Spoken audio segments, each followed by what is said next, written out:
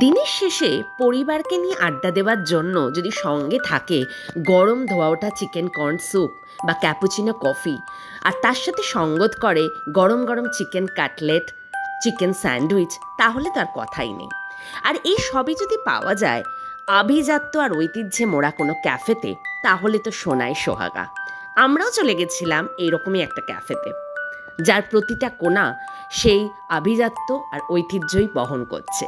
প্রতিটা কোণা সাজানো পুরনো ছবি, পুরনো আসবাব দিয়ে।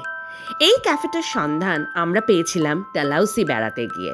এই ক্যাফেটা ডালহাউসির গান্ধী চকে অবস্থিত। এই ক্যাফেটার নাম ক্যাফে ডালহাউসি।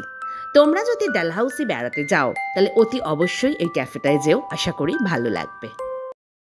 দিনের শেষে পরিবারকে নিয়ে আড্ডা দেওয়ার জন্য যদি সঙ্গে থাকে গরম ধোয়া ওঠা চিকেন কর্ন স্যুপ বা ক্যাপুচিনো কফি, আর তার সাথে সঙ্গত করে গরম গরম চিকেন কাটলেট, চিকেন স্যান্ডউইচ, তাহলে তার কথাই নেই।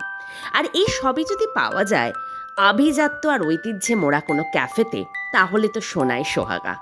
আমরাও চলে গেছিলাম এইরকমই একটা ক্যাফেতে, যার প্রতিটা কোণা সেই আভিজাত্য আর ঐতিহ্যই বহন করছে।